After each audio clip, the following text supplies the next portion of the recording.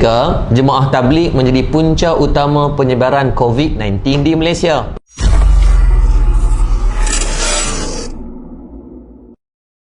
Assalamualaikum warahmatullahi taala wabarakatuh. Saya Muhammad Yaakob Yusra bin Muhammad Yusof daripada Murtada Dakwah Center. Tuan-tuan, mutakhir ni negara kita didatangkan dengan ujian COVID-19 dan ramai pula orang yang sekarang ni menghalalkan lensa kameranya kepada untuk menyalahkan golongan tabligh. Pertamanya kita faham dulu siapa itu tabligh. Tabligh adalah satu gerakan yang menyebarkan Islam yang diasaskan di antaranya yang dicetuskan idea oleh Maulana Ilyas Kandalawi rahimahullah taala pada tahun 1927.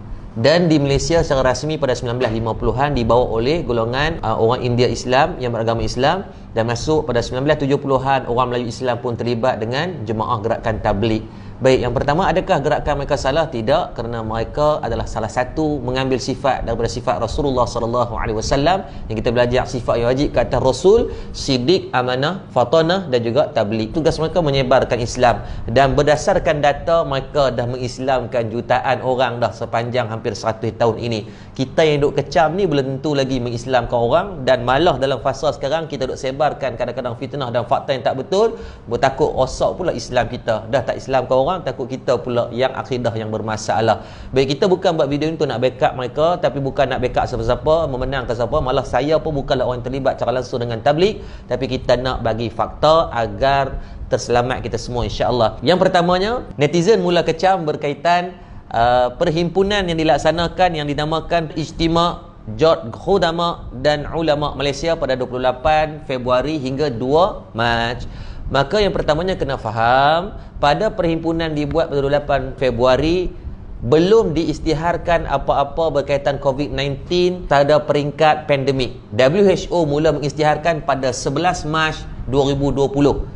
Maka perhimpunan ini in advance hampir 14 hari ataupun 13 hari lebih awal daripada pemakluman tersebut. Dan ketika himpunan ini dibuat, KKM pun belum mengeluarkan apa-apa arahan untuk menghalang daripada himpunan-himpunan yang berbentuk macam ni. Dan untuk makluman semua juga, pada 28 hari bulan, hari yang sama himpunan Ijtima' Seri Petaling ini berlakunya juga perlawanan bola di antara Piala Sumbangsih JDT bernentang dengan Kedah. Walaupun Kedah kalah, saya sedih tuan sebab saya orang Kedah. Tapi still perlawanan tu lebih ramai jumlah yang berhimpun daripada Seri Petaling. Dalam masa yang sama, kalau tuan perasan, ketika 28 Februari berlakunya langkah Hotel Sheraton daripada kalangan orang politik, still ada perhimpunan media berhimpun beribu orang ketika tu. Maka hari ini bukan kita nak cari kesalahan, tetapi kalau betul kita nak membantu dalam mengekang, sepatutnya kita mencari himpunan-himpunan yang berlangsung selepas daripada 11 hari bulan 3, selepas WHO mengumumkan pandemik dan KKM keluarkan arahan tidak boleh berhimpun. Still, kalau kita tengok ada satu perhimpunan di Sarawak namanya Rumpun Silat Sarawak, lebih daripada 1000 orang berhimpun untuk guru silat dan peserta-peserta silat. Bukan salah pada silat, tapi salah pada perhimpunan. Walaupun hang untuk guru silat, hang Muay Thai, hang ustaz, kalau COVID ni diserang, dia akan serang. Dia tak kira 3 line, 7 line pun dia sapu. Yang kedua, berlaku satu perhimpunan di Teluk Bahang. Satu sambutan keagamaan disebut dengan Masi Magem di Teluk Bahang menghimpunkan hampir 30,000 orang. Maka hari ini bukan kita nak cari kesalahan, tetapi kita nak bercerita tentang fakta, bukan kita nak menyalahkan pihak-pihak tertentu. Maka kalau kita tengok daripada fakta, kenapa bermulanya wabak COVID-19 hari ini agak teruk. 17 hari bulan naik sampai sehinggakan 95 hari bulan, 18 80, 19 hari bulan 63, dan kemarin 48 orang. Tapi kalau kita tengok dari segi graf, Dr. Zulkifli Ahmad, bekas Menteri Kesihatan kita, di antaranya disebut kata daripada kluster tabligh dah mula berkurang, tetapi yang bahaya adalah kluster yang non tabligh yang dah mula meningkat naik sehinggakan pada 20 Mac ada 82 orang yang positif. Dan kalau kita tengok bagaimana daripada pihak Syura Markas Dakwah Tabligh Seri Petaling dan daripada kalangan ustaz-ustaz yang terlibat dengan tabligh pun, mereka dah sedaya upaya. Saya tengok macam mana Al-Fadil Maulana Mansur, mudir kepada Madrasah Seri Petaling, buat video berkali-kali minta agar semua datang buat saringan yang terlibat.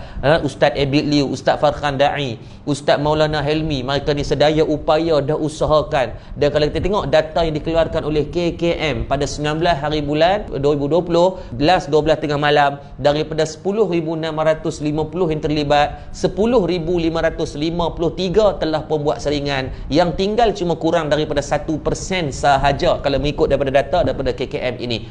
Maka sekarang bukan ruang untuk kita nak mengecam, tapi ruang kita nak cari titik persamaan untuk kita selesaikan masalah. Sebab kalau tuan-tuan kita tengok dengan ruang ini banyak berlakunya penyebaran fitnah yang tidak betul, seperti mana mereka viralkan kemarin dulu satu kes dibacuk, katanya seorang tabligh tidak mahu bagi kerjasama. Saya ambil gambar confident, gambar seketui besar gambar orang, tapi kemarin secara rasminya pada 21 hari bulan KKM keluarkan di harian Metro berkaitan penafian, kata dia tak bagi kerjasama. Malah dia kata KKM memaklumkan, kata dia bagi kerjasama yang sangat baik. Yang kedua, hari yang sama pada 19 hari bulan disebarkan satu berita, katanya jemaah-jemaah tabligh yang disaring di Hospital Ipoh, mereka berjalan di antara katil ke katil untuk sebarkan dakwah. Bila ditanya balik kepada doktor yang terlibat, doktor tu maklumkan mana tak masuk akal, tak logik, dan itulah tidak benar disebabkan peserta-peserta saringan COVID-19 maka diasingkan daripada klinik, daripada orang-orang pesakit-pesakit biasa. Saya tidak pasti siapa yang rajin sangat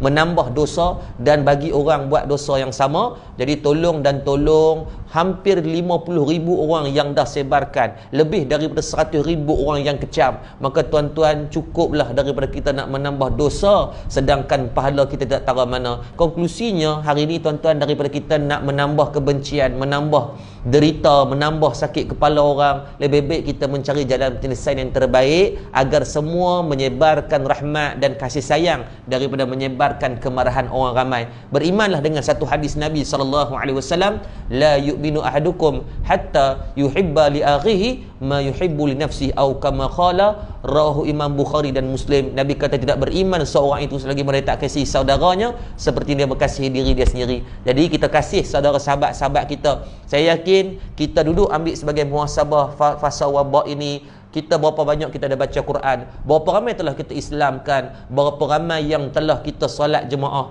berapa kali kita telah berpuasa sunat, sangat sedikit. Maka ingat, virus yang lebih bahaya daripada corona adalah virus menyebarkan fitnah, virus tidak tabayyun daripada berita yang kita sebarkan. Selamat beramal, wabillahi taufik. Assalamualaikum warahmatullahi taala wabarakatuh.